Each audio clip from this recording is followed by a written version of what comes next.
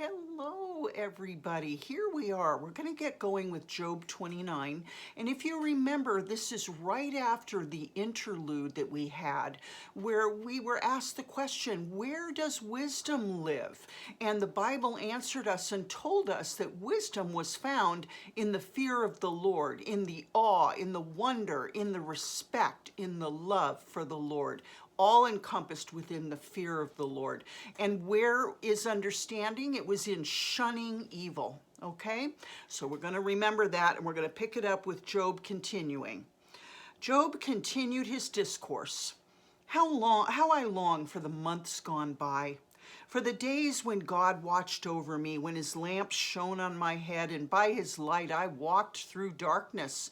Oh, for the days when I was in my prime, when God's intimate friendship blessed my house, when the Almighty was still with me and my children were around me, when my path was drenched with cream and the rock poured out for me streams of olive oil. Boy, this could be my prayer. When I went to the gate of the city, I took my seat in the public square. The young men saw me and stepped aside, and the old men rose to their feet. The chief men refrained from speaking and covered their mouths with their hands. The voices of the nobles were hushed, and their tongues stuck to the roof of their mouths. Whoever heard me spoke well of me, and those who saw me commended me, because I rescued the poor who cried for help, and the fatherless who had none to assist them. The one who was dying blessed me. I made the widow's heart sing. I put my on righteousness as my clothing. Justice was my robe and my turban. I was eyes to the blind and feet to the lame. I was a father to the needy. I took up the case of the stranger. I broke the fangs of the wicked and snatched the victims from their teeth. Now I want to stop right here, and I want to go back to when one of Job's friends, I think it might have been Eliphaz, was saying, you've oppressed the widows, you've done this, you've done that. And I had mentioned, these are the lies. These are lies. What it could be is exploitation of circumstance. And people who have come against me and have known me well have taken circumstances of mine and exploited them and made them my fault. Okay, so I'm going to give you an example. Perhaps a widow came to Job and Job tried to fill her hands, and a problem ensued that was the widow and not Job. Perhaps there was something wrong, and the widow went away complaining, empty-handed, and bad-mouthing Job. That's a circumstance that an enemy will take and say, it's your fault. You let the widows go unfed or unfulfilled or whatever. And I'm just making this up, but I'm trying to give you an example of people who lie about you using circumstances that were beyond your control. Another example, perhaps the widow came to get her arms filled and a family member came and got her, and something that was beyond Job's control, okay? It was exploited by his friend, Eliphaz, I believed. It was exploited as if Job had done something wrong. Now, we all sin, so Job probably did have things that he did wrong, but people who hate you or people who are angry and really want to pay you back for something, they will take things like that, blow them out of proportion, throw them down on the floor and say it's your fault. Okay? But Job was the most righteous man in the land. Okay? He was somebody that God adored because he was so faithful. Okay? So it really isn't anybody's place to put you in a position where you are at fault for a circumstance beyond your control. And evil people love to do this to people who are righteous. They love to shame you and throw dirt on your name through things like that, okay? Because we know that Job was the most righteous in the land. Now, once again, we all sin. But it's really not somebody's place, especially in Job's condition now, for one of his friends to lift out a sin and throw it at Job as some kind of a response or it's like slapping Job or whatever. It's just wrong, okay? And they are going to be held accountable. All right. I thought I will die. This is Job still talking. I thought I'll die in my own house, my days as numerous as the grains of sand. This is what he was thinking when he was in prosperity and had all of his children around him. My roots will reach to the water, and the dew will lie all night on my branches. My glory will not fade. The bough will be ever new in my hand. And we do think like that when we're young, especially when we're new in the Lord. We're thinking, oh my gosh, my life is assured. And it is. And we see victory for ourselves. We don't ever imagine something like this happening. Okay, like I'm going to tell you, I could never have imagined, especially with how close I was with my daughter as she was growing up. Everybody knew Autumn and Gabrielle. I would never have imagined that the Lord would have brought separation to the point. Now, I did make a decision to turn my back and walk away from Gabrielle because the drugs are unending, et cetera, et cetera. But the point, sometimes you just have to save yourself. But the point I'm making is that when you're young and strong, especially when you're new in the Lord, you see a bright future. You never expect to be in a position of weeping and feeling that you've lost everything. And I'm going to tell you, I've lost everything in this life. Everything that mattered, I've lost it. But it's okay, okay? Because even though he slay me, yet will I trust him, right? Because I know that whatever he decides is good. Because I know him just that much, folks. Just that much to be able to say that my God never lets me down.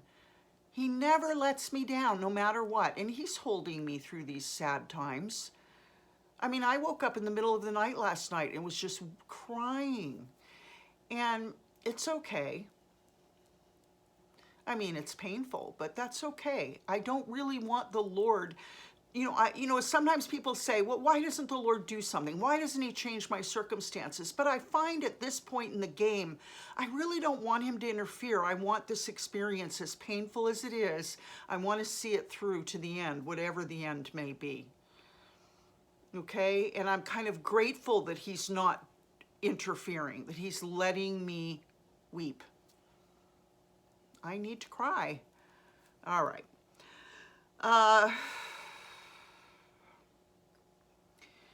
My glory will not fade. The bow will be ever new in my hand.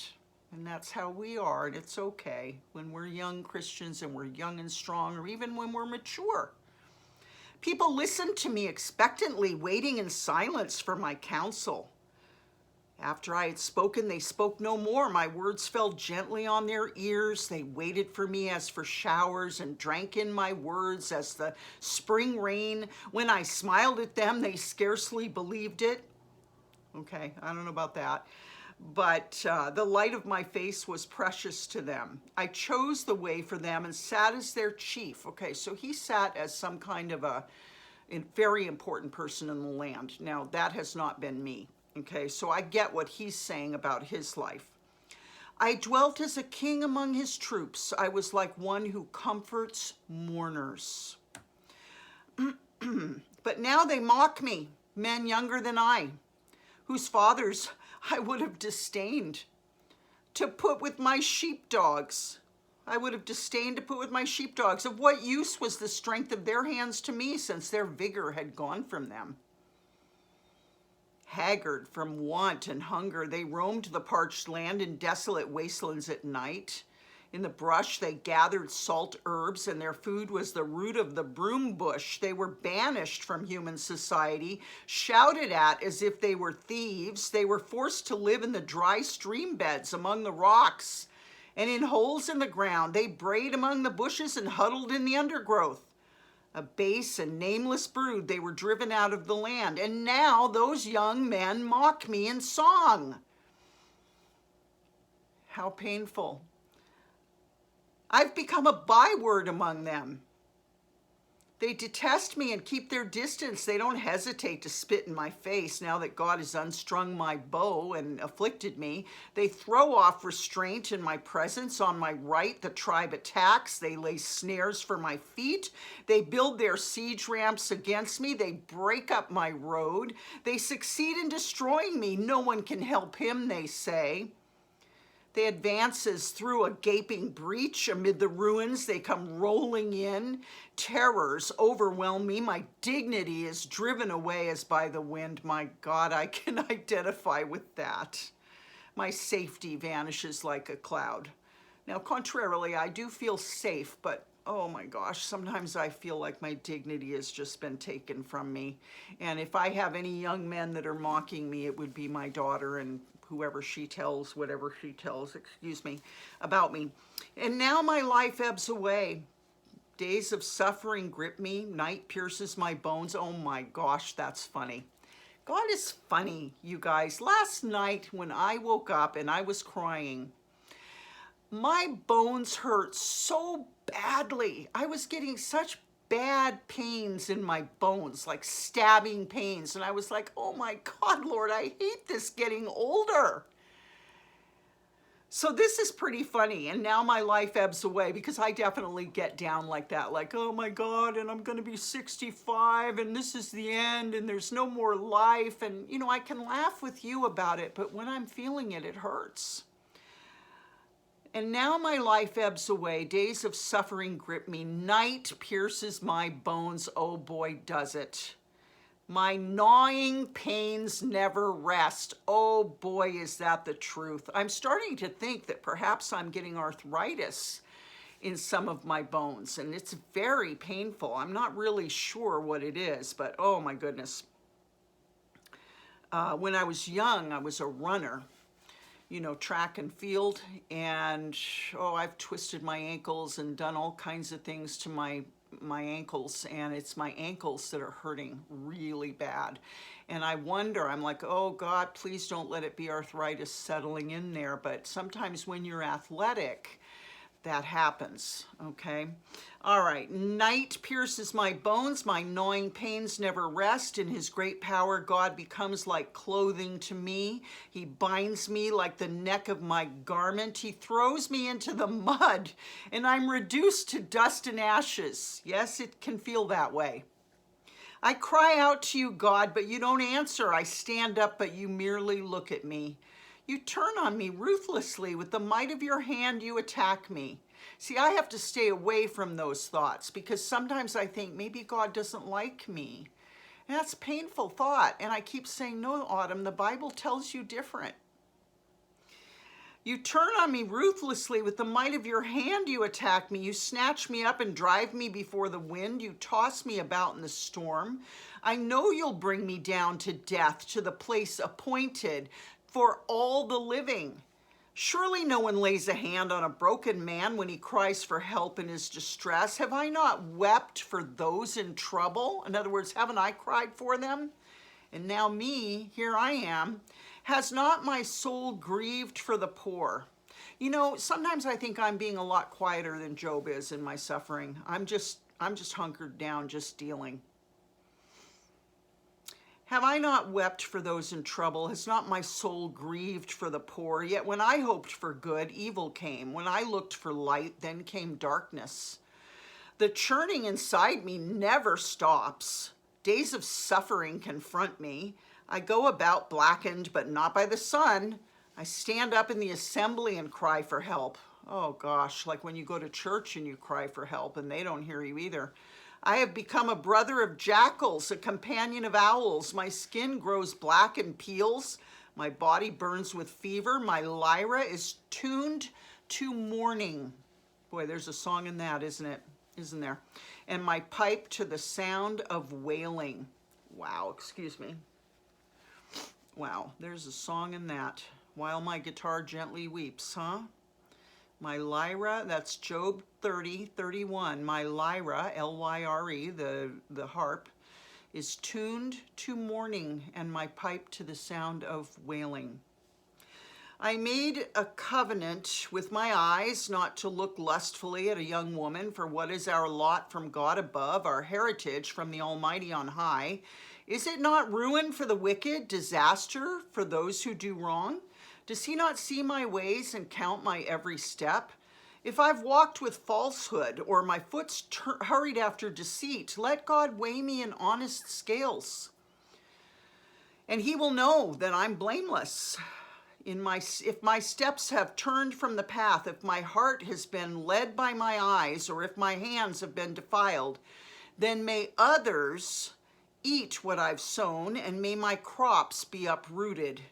If my heart has been enticed by a woman, or if I've lurked at my neighbor's door, then may my wife grind another man's grain, and may another man sleep with her, for that would have been wicked, a sin to be judged. It's a fire that burns to destruction. It would have uprooted my harvest. I've denied justice. If I have denied justice to any of my servants, whether male or female, when they had a grievance against me, what will I do when God confronts me? What will I answer when called to account? Did not he who made me in the womb make them? Did not the same one form us both within our mothers? If I've denied the desires of the poor, or let the eyes of the widow grow weary, if I've kept my bread to myself, not sharing it with the fatherless, but from my youth I reared them as a father would, and from my birth I guided the widow, if I've seen anyone perished for lack of clothing, or the needy without garments, and their hearts did not bless me for warming them with the fleece from my sheep, if I've raised my hand against the fatherless, knowing that I had influence in court, then let my arm fall from the shoulder. Let it be broken off at the joint, and for fear of his splendor, I could not do such things. If I've put my trust in gold, or said to pure gold, you're my security, if I've rejoiced over my great wealth, the fortune my hands had gained, if I've regarded the sun in its radiance, or the moon moving in splendor, so that my heart was secretly enticed, and my hand offered them a kiss of homage, then these also would be sins to be judged, for I would have been unfaithful to God on high. So he's saying, if I worship the moon or the stars, which many did, then I would have been unfaithful to God. If I've rejoiced at my enemy's misfortune, or gloated over the trouble that came to him, I've not allowed my mouth to sin by invoking a curse against their life. If those of my household have never said, who's not been filled with Job's meat? But no stranger had to spend the night in the street, for my door was always open to the traveler. If I've concealed my sin, as people do, by hiding my guilt in my heart, because I so feared the crowd, and so dreaded the contempt of the clans, that I kept silent and would not go outside. Oh, that I had someone to hear me. This is in parentheses. I sign now my defense. Let the Almighty answer me. Let my accuser put his indictment in writing. Surely I'd wear it on my shoulder. I'd put it on like a crown. I'd give him an account of my every step. I'd present it to him as to a ruler. End parenthesis. If my land cries out against me, and all its furrows are wet with tears, if I've devoured its yield without payment, or broken the spirit of its tenants, then let briars come up instead of wheat, and stinkweed instead of barley. And that's that. I love you guys very much, and I'll see you tomorrow, and we'll pick it up with Job 32. Love you. Bye-bye.